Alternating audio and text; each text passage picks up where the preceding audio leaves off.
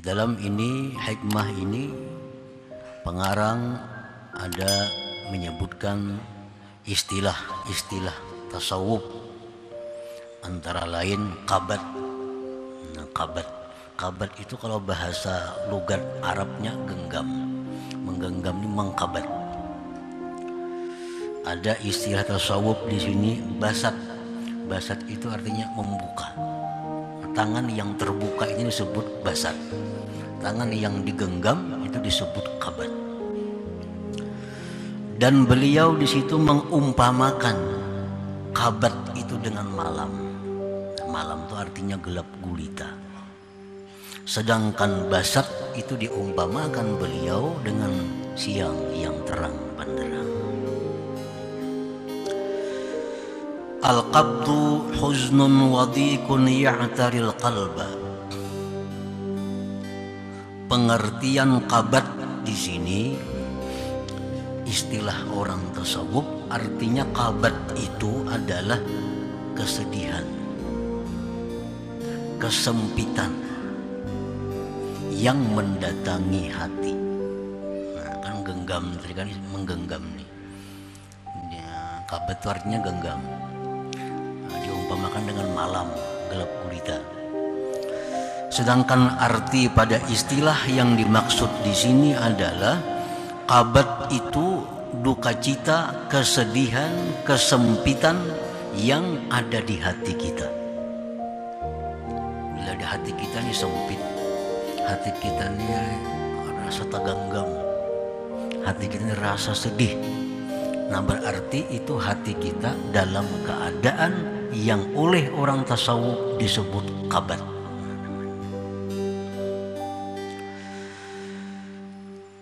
Kenapa datangnya kesedihan, kesempitan itu di dalam hati tadi? Imma ada kalanya datang bisa babi fawati margub, dengan sebab keluputan yang digemari, sebab kehilangan yang disukai, baik itu perkara duniawi atau perkara akhirat. Orang yang hartanya berkurang, nah ini orang bisa hatinya menjadi qabat, menjadi sedih, menjadi sempit. Orang yang menghendaki salat tahajud di malam hari, tahu-tahu bangunan orang sudah sembahyang subuh. Nah, kepingin tahajud malam, sekali bangun jam 6, maka hatinya sedih. Nah, ini qabat. Imma bisababi bawati margubin au adami husuli matlubin, atau sedih dalam hati tadi datangnya akibat tiada berhasil yang dituntut, tiada tercapai cita-cita, baik urusan duniawi atau urusan akhirat. Urusan dunia, dia menargetkan hari ini, minggu ini mesti dapat duit 1 juta rupiah. Ternyata kada dapat itu, lalu hatinya ini sedih. Urusan akhirat, dia menargetkan bahwa dalam seminggu dia mesti khatam Al-Quran. Tahu-tahu ada halangan rintangan, seminggu separuh aja belum. Nah, lalu hatinya sedih. Ini qabat. Au bi ghairi sababin ma'lum, atau tanpa ada sebab yang diketahui. Kenapakah hati sedih nih? Padahal kada ada kehilangan apa-apa, kada ada gagal apa-apa, tapi kenapa hati sedih? Nah, itu mungkin sering dijumpai. Hati rasa gelisah, hati rasa kada nyaman, padahal kada ada yang hilang, kada ada yang berkurang, kada ada yang gagal, tapi tiba-tiba kenapa hati jadi sempit? Nah, itu adalah bighairi sabab, tanpa ada sebab maklum yang kita ketahui. Oleh para ulama sufi, itu sebab yang tidak diketahui tadi itu adalah merupakan bekas daripada tajalli kebesaran Allah. Nah, ini Allah menampakkan sifat keperkasaannya. Lalu masuk ke dalam hati kita, nah, otomatis hati kita jadi takutan, hati kita jadi sedih. Padahal secara zahir kan ada sebab yang membuat hati sedih. Nah, itu tanpa ada sebab yang diketahui. Nah, para muhibbin rahimakumullah. Jadi kabat tadi adalah artinya duka cita, hati sempit, hati sedih karena keluputan yang diinginkan, atau tiada berhasil yang dicari, atau tidak diketahui sebabnya.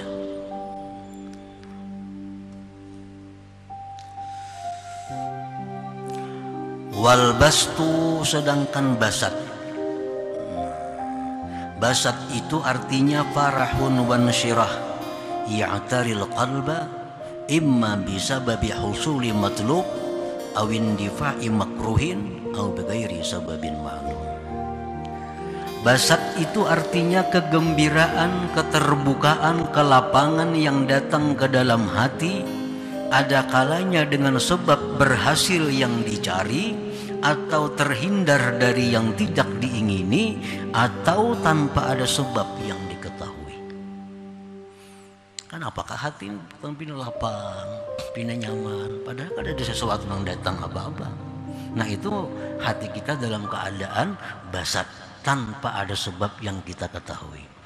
Kalau kita berhasil mencapai sesuatu, lalu hati kita senang, itu ada sebab. Kita mestinya karena musibah lalu selamat, hati kita senang, itu ada sebab. Tapi ada orang hati senang tanpa ada sebab yang diketahuinya. Nah, jadi basat ini pun ada 3 juga. Ada sebabnya berhasil yang dicari, terhindar dari yang dibenci, atau tidak ada sebab yang diketahui. Nah, para muhibbin rahimakumullah. Idza kunta ayyuhal murid fi halil qabdi, apabila engkau wahai seorang murid berada dalam keadaan qabd tadi. Nah, kita berada dalam keadaan sempit hati, kita berada dalam keadaan sedih hati. Baik karena apa? Pokoknya hati sedih. Fa'alaika bituma'ninati wal waqar, maka hendaknya engkau wahai murid tenang dan tentram. Nah, jangan gelisah. Jangan gelisah. Bila hati ini sedih, hati ini sempit, jangan gelisah. Jangan gelisah. Tenang, tenang. Diam artinya diam. Warruju' ila Allah subhanahu wa ta'ala, dan kembali kepada Allah. Kembali kepada Allah. Waktu hati kita sempit tadi, waktu hati kita susah tadi, karena masalah apa misalnya hati kita susah, sedih, kembali kepada Allah. Memperbanyak zikir, memperbanyak tasbih Nabi Yunus, la ilaha illa anta subhanaka inni kuntu minaz zalimin. Seperti doa Nabi Yunus. Nabi Yunus itu di dalam perut ikan, di dalam laut, dalam perut iwak ini, di dalam laut pula. Bagaimana kabatnya hati beliau saat, bagaimana sedih, sempitnya hati beliau. Tapi beliau tenang di dalam perut itu, tenang dan kembali kepada Allah dengan memperbanyak la ilaha illa anta subhanaka inni kuntu minaz zalimin. La ilaha illa anta subhanaka inni kuntu minaz zalimin.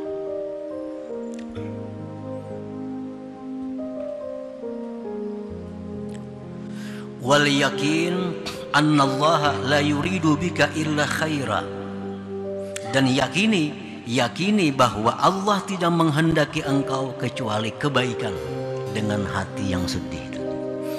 Yakini itu, yakini bahwa Allah menghendaki baik dengan keadaan yang susah ini.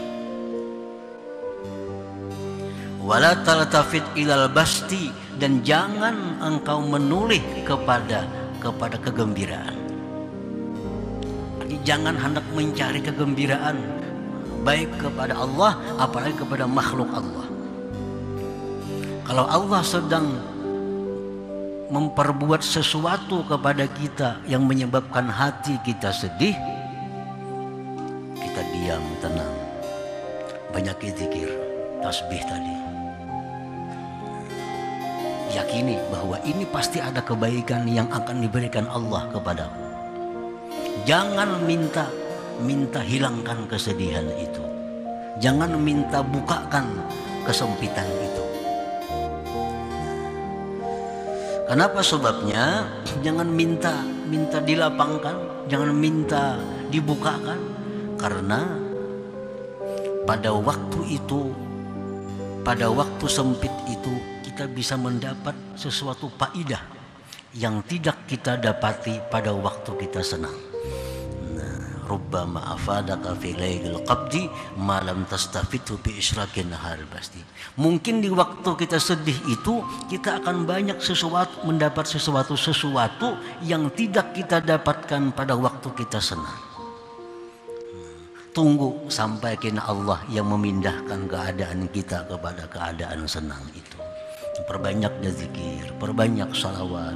Jangan minta pindahkan keadaan kepada keadaan senang. Karena kita yakin bahwa ini Allah akan memberikan kebaikan yang banyak kepada kita. Itu lebih baik daripada kita minta kepada Allah dilapangkan. Berzikir aja, baca Quran kah, berzikir kah. Karena Nabi kita telah menyatakan bahwa orang yang berzikir kepada Allah, orang yang membaca Al-Quran, itu akan diberi oleh Allah lebih daripada orang yang minta kepada Allah. Dalam kesusahan, ya Allah lapangkanlah hambamu, itu doa.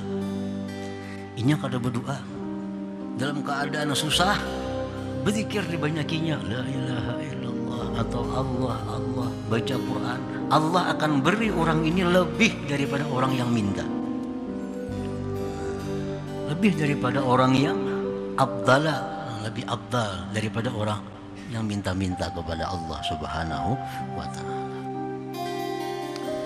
Jadi bila dalam keadaan sedih, dalam keadaan sempit, diam ya. Jangan kujuk-kujuk ke sana kemari mencari ketenangan, jangan. Berdiam ya di kamar, diam ya di rumah, diam di rumah. Kembali kepada Allah, banyak zikir, banyak salawat. Yakini bahwa Allah pasti menghendaki kebaikan dengan yang demikian. Dan kada perlu minta kepada Allah untuk dilapangkan. Kada perlu, cukup dengan zikir lebih daripada doa. Lebih daripada doa.